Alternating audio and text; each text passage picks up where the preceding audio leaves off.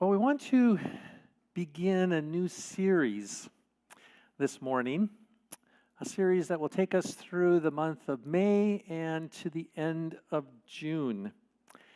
And we've entitled it Anchors in the Deep, Soul Work in Times of Uncertainty. Soul Work in Times of Uncertainty. And the question that we're really trying to talk about and process is, what is it and where do we need to be anchored in these times of incredible upheaval and change? What are the ways in which we can be strengthened in our core, in our inner being, to be resilient in these times? And how can we be deep and spiritually non-anxious people in a world that is in so much change and flux? Now, I know we all know this, but I'm going to paint the picture a little bit more vividly about the kind of change that is going on in our world right now. And I decided not to use imagery, partly because it's sometimes too difficult to look at. But the truth is, we live in unusually difficult times. If you remember back 6 years ago, we were just in the beginning of COVID. And as we look back now, 6 years hence, we know how much it has changed the world in which we live. It exposed us to some really real underlying tensions. Since then, the world has really never been the same. And it's not too much to say that we live in days of unprecedented change and uncertainty. I'll give you a couple pictures. Think about it from a global perspective. We now live in a world where chaos is actually planned and intentional by world leaders.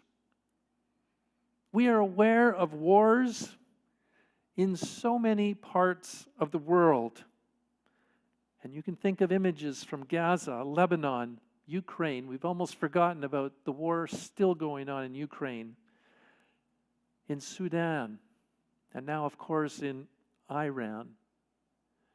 We live in a world where strong men, it would appear, and you could count about 5 or 6 of them, dominate the political landscape, seemingly without any kind of resistance or accountability. Oh yeah, and then there's climate change. Why are we having such a warm weekend in the beginning of May? Fire season has started already in British Columbia, and we know it will only get worse. There's polarization. You're either right or you're left. And there's little communication or trust. There's regionalization. Make our country great again is an anthem in more than one country. Every region fighting for its space. Now, on a lighter note, we do have to keep some humor in this. How many of you saw the little experience that happened in Buffalo during a hockey game this past week? Did you hear about that? It was pretty cool. If you haven't, so Boston and Buffalo are in the playoffs, first round hockey playoffs. We're all very familiar with that. And for whatever reason, and I didn't know this, in Buffalo they choose to sing both the Canadian and the American anthem, even if there isn't a Canadian team playing. Kudos to them. Well, while the young woman was singing the Canadian anthem, her mic gave out and it went quiet. And that's rather awkward. She's in the middle of "O Canada," and the dear folks in Buffalo picked it up and sang it right through to conclusion and gave themselves a big cheer at the end. How cool is that? In a world fraught with division and regionalism. Well, that's the global picture. What about the personal upheavals? Some of us are impacted, all of us are impacted, but maybe some more than others, by soaring gas prices. Have you ever seen them this high? Groceries continue to be more expensive. Housing is unaffordable for so many people, and there are so many unhoused people in our community. Some of you have recently moved, and you know how difficult that is to make the transition. Oh, and then there's this thing called AI, artificial intelligence.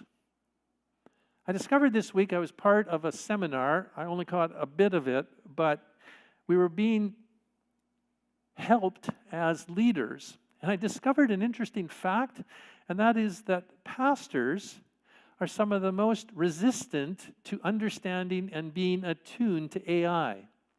Now, if you don't know what artificial intelligence is, and you've never really understood it, you probably don't need to worry, because it'll probably just continue to be out there, and it may not, at least you may not feel you're being impacted. But for many people, it's radically changing our world. People are finding their dearest friendships through a computer. And I could go on. And then, of course, there's church upheavals. We passed out a couple weeks ago a video that some of you have had the opportunity to see, which talked about the fact that in North America, 15,000 churches are closing a year. And that is actually growing in number. There's all kinds of reasons for that. Cultural irrelevance, all the scandals that have hit the church over the last number of years, churches that have lost a sense of vision and mission, and ultimately it ends up being a situation where churches are simply no longer financially viable to continue. Well, that's the big picture. Have I got you depressed already? How do we handle these times? What do we do when we're feeling this sense of unsettledness? These last couple of years was a return to frontline ministry for myself. I had been doing different things for the last decade. And I can tell you that the change of leading churches now, 10 years or 12 years since I was doing this, is radically different. And there's this underlying current of anxiety and change that we're all wrestling with. How do we deal with it? Some of us, I know, simply have chosen to no longer watch the news. And that may be a perfectly legitimate response. I was teasing my daughter. I said, some of us have taken up crocheting. 2 of my daughters have started doing that recently. And I asked, is it partly stress relief? Yes, Dad, it probably is. To which my one daughter's husband said, and it's caused all kinds of additional stress. Some of us turn to the Blue Jays, and we focus on their plight. That also is not necessarily always encouraging. Some of us go for extended walks. Some of us devour ice cream at ridiculous amounts, and that price is going up, I know, because I do quite a bit. And some of us do many of those. We're trying to cope with change. And often, we don't handle change well. There was another change piece that happened in our office this week that I'll just mention briefly. And this goes under the category, be careful what you ask for. You might just get it. So as I've been here trying to, work on different things, one of the things I realized is that our email provider was quite dated and was not working very well for us. It would take 15 minutes for an email to go from my office across the hall to Joel's office. That's really not a sustainable pattern in today's world. So I said to Joel, do you think you could find a cure for this? It took him a while, but he managed to find some help. And this past week was the week. And all of a sudden, everything sort of hit the fan. And I was scared that I would lose all my emails. And it's like, I want to hang on to what I know because what is coming, I'm hoping it's better, but I'm not sure it's that much better. Well, it worked out. But I can say I didn't handle all of that emotionally very well. So how do we navigate these uncertain times? What do we do to stay secure and grounded? What's anchoring us in these days? I often think of this image, an iceberg. It's not a perfect picture in my mind for how we navigate, but it's a start. Because the one thing that's interesting about an iceberg that keeps it upright is that with our naked eye, we see just the small amount that's on top. But what makes an iceberg is what's underneath, the essence. It gives it stability. It gives it strength as it ultimately, I guess, is melting. So that's one image. Another image, though, I think is a little bit more helpful. So about a week and a half ago, Karen and I spent a day at the Lonsdale Quay in North Vancouver. We took the West Coast Express into Vancouver, then the sea bus across, and we just kind of relaxed for a day. And one of the things that stood out to me was there were a number of ships. This is just an image of one, but there were a number of ships that were moored in the Vancouver harbor. What is it that keeps a ship in one place, even when there's current and all kinds of things moving? Well, we know it is anchored. It is secure. It is steady. Yeah, it does shift around a little bit, but over the course of a day, that ship didn't move because it was secure. So as we think about all these changes that are happening globally, personally, to us as a church, we thought we would talk for these next number of Sundays about several areas that we can be more deeply anchored so that we can withstand all the stuff that's coming at us. This Sunday is really just the time to open up the conversation. We'll talk a little bit more about the trust that we need in this moment. But we're going to move on, and next Sunday we're going to talk about lament and how we need actually to grieve some of what we are living. We'll then talk about Sabbath and our need for taking time to be replenished. We're going to talk about change. We're going to talk about a thing called thin places.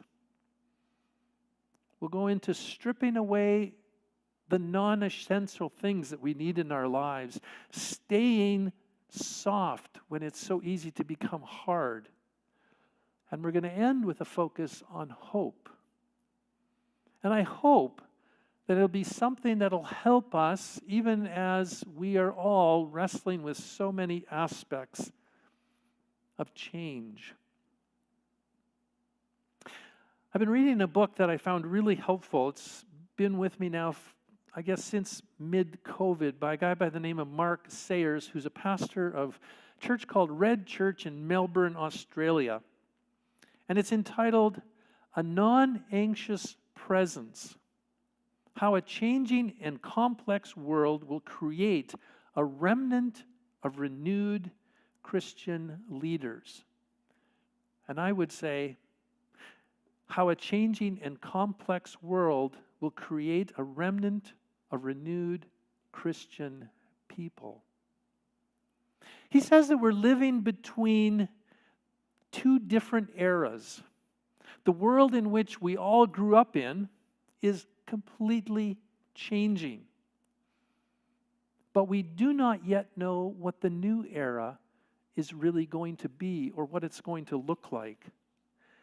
And he calls this in-between time. It's like you have one circle, another circle, and they begin to overlap. And in that time of overlap, you get what's called a gray zone. It's where the influence of both the old and the new are colliding. And it's extremely confusing and even contradictory. You see, confusion is the dominant sense we experience during these transitional moments of rapid change. Everything seems to be up in the air. It's the transition time between two eras. Now, we might wish that that's not happening. We might try to look the other way. But the truth is, it is happening. It affects us, sometimes very deeply, and sometimes in ways that we just don't fully appreciate. And so in the middle of all that, as we're trying to be anchored, I would like to highlight, just as a starting place, the need for trust. And it's to this that I would turn back to this passage in Genesis that was just read for us. Obviously, Abram grew up in a completely different era, a completely different world. He wasn't struggling with all kinds of things that we struggle with, but he was going through incredible change. So listen again to that very short passage. The Lord said to Abraham, actually it was Abram, he was renamed Abraham later. And we don't know exactly how he spoke. Was it verbal? Was it something he just heard internally? But God said, Abram, go from your country, your father's household, to the land that I will show you. I will make you into a great nation, and I will bless you. I will make your name great, and you will be a blessing. I will bless those who bless you, and whoever curses you, I will curse. And all peoples on earth will be blessed through you. So Abram went, as the Lord had told him, and Lot went with him. Abram was 75 years old when he set out for Haran. Now we could unpack that passage and spend a lot of time because there's an awful lot there. But for this morning, I'm going to be just really brief. Notice a few things. God called Abram by name.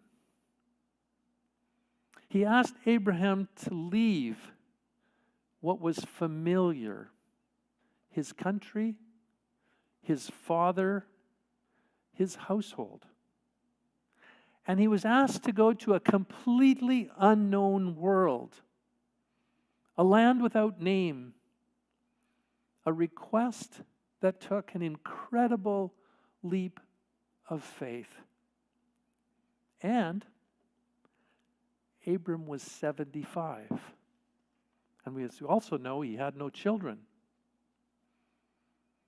At 75, he chose to trust a God he was only getting to know, to leave what was known, to leave what was familiar, to leave what he loved, and take a remarkable gamble. It was a remarkable step of faith. He leaned into trust in a God he was just getting to know. You see, faith isn't the absence of uncertainty. It's the presence of trust. It's not the absence of uncertainty. There are so many things uncertain as we move forward in life. But where our trust is anchored is the real question. And Abram chose to trust God in a really difficult moment. So I simply want to ask us, who are we anchored to? Who do we place our trust in these moments? And as you think about that, I would invite you to consider a simple question for this week. Practice holy curiosity. Instead of asking the question, God, why is this happening to me? Which is our natural instinctive response. Rather, ask the question, God, what are you doing in me right now? What do I need to be attentive to? What do I need to trust in you, even in times of incredible uncertainty? So I leave us with that question. Not, why is this happening? Woe is me. But rather, what is it, Spirit of God, that you're doing in me right now? That we may be anchored in our trust in a God who cares for us, loves us, and actually has the best for us, even in these uncharted times. Let's pray together.